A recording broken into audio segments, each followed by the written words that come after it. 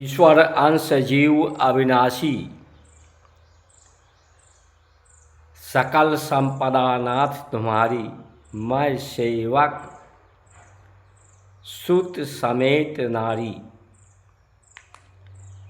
जो संसार में जो समस्याएं हैं, समस्याओं का मूल कारण यही है कि जो संसार के आशय है, जो अर्थ है संसार जगत का, जगत पिता ने, जगत जननी ने जो इस संसार को बनाया है, जिसकी वो नियंता है, नियंत्रण करने वाले हैं, पालन पोषण करने वाले हैं, पुरुषार्थ करने वाले हैं, उनका जो आशय है वो आशय है आश्रय। ये उनकी कृपा पात्र, कृपालु, दयालु, दया के पात्र, हमारे में दया की पात्रता है। हम एक दूसरे के आश्रय बन सकें, सहारा बन सकें, कोई बेसहारा ना रहे, कोई कमज़ोर हीन ना रहे,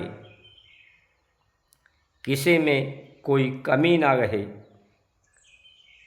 कमी पूरा हो सके वो, क्योंकि वो संपूर्ण एक संगठित शक्ति के रूप में है।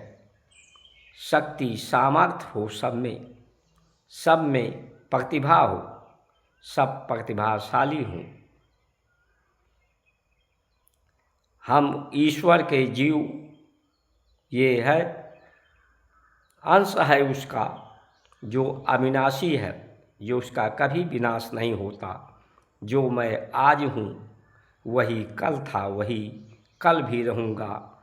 उसी 5 महाभूत तत्वों का, आकाश, वायु, अग्नि, जल, पृथ्वी और इनके 3 गुण,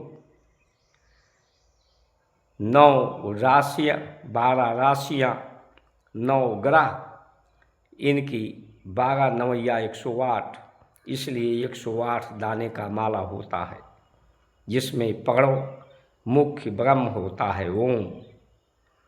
27 नक्षत्र, 4 ऋतुएँ, वो 108। ये पूरा जगत एक माला के रूप में है, फूल के हार के रूप में है, जिसमें अनेकों फूल, अनेकों को एक सूत्र में पिरोया जाता है, गुंथा जाता है। तो एक हम हार की तरह से हैं। संसार में हारने को, अपने आप से हार कर दूसरे के विश्वास को जीते, दूसरे के गले में हार बनकर, हार डालकर अपने को हार करके दूसरे को जीत सके, दूसरे का सहारा बन सके, सिद्ध कर सके कि हम परमात्मा के ही अंश हैं, परमात्मा के ही जैसे हैं। परमात्मा प्रत्येक माता पिता पूर्वजों के हम अंश हैं, उन्हीं के जैसे हूँ, उन्हीं के जैसे हम भी कृपालु हूँ, दयालु हूँ, आश्रय बनने वाले हूँ एक दूसरे का, जिससे सभी की कमी दूर हो सके, सभी की कमियों बुराइयों को दूर किया जा सके, यही कमी को पूरा किया जा सके, यही सत्य है। लेकिन जो समस्याएं हैं वो भ्रम है, इंद्रियां हमारी भ्रमित करती हैं। भ्रम को दूर करने के लिए ही गुरु के द्वारा गुरुकुल विद्या थी, जिन्हें दुष्टों ने, चंडालों ने, जो परमात्मा का चक्र है, सुदर्शन चक्र की तरह से सत्य का घटनाक्रम चक्र है, जिस चक्र के, सत्य चक्र के, सत्य कर्म के, सत्य का दर्शन है संसार, परमात्मा संसार है, जीव है, शरीर है, पूरा जगत उसी का दर्शन है, कर्म उसी का दर्शन है, उसी का स्मरण है, स्मृति है। लेकिन इन बेईमानों ने, चंडालों ने उस माला को तोड़ने का काम किया। उस संगठित शक्ति, जो शरीर की शक्ति जो संगठित हो,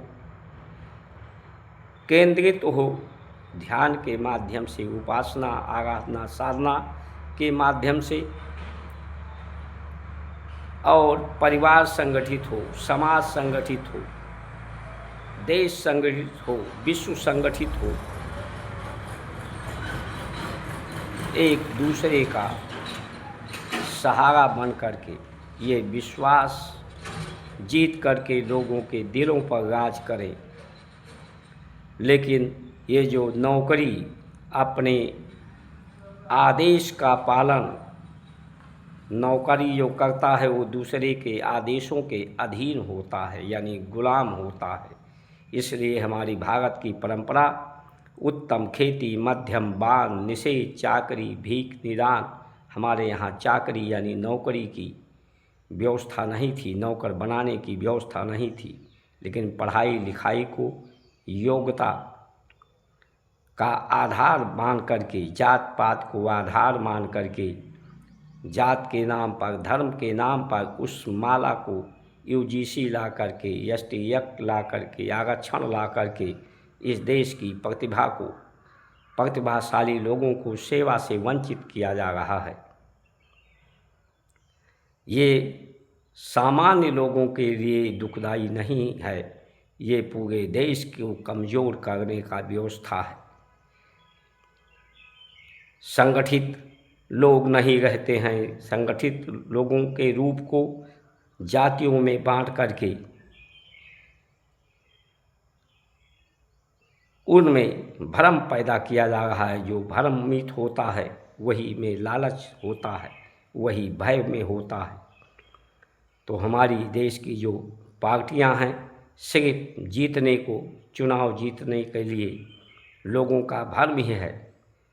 ये जो दारू शराब पिला रही हैं, सड़कें बना रही हैं, इसलिए कि ये सड़कों पर इनकी वीआईपी गाड़ियां फर्राटे मारकर चल सके, वीआईपी सुरक्षा, ये वीआईपी विशेष व्यवस्था वाले लोग देश के लिए हमेशा, लोगों के जीवन के लिए हमेशा कष्टकारी रहे हैं। इन्होंने प्रकृति की स्थिति बिगाड़ दी।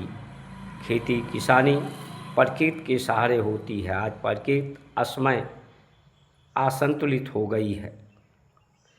प्रकृति को स्थिति बिगाड़ दिया, मानव जीवन के अर्थ का स्थिति बिगाड़ दिया। इसलिए सभी को सावधान होना चाहिए। ये अंग्रेजी मानसिकता, जो अंग्रेज़ों के समय में पूर्वजों की स्थिति रही, मुगलों के समय में जो स्थिति रही, वही मानसिक स्थिति और वही गुलामी वाली व्यवस्था, बांटो राज करो, आज भी चल रही है। जय श्री राम।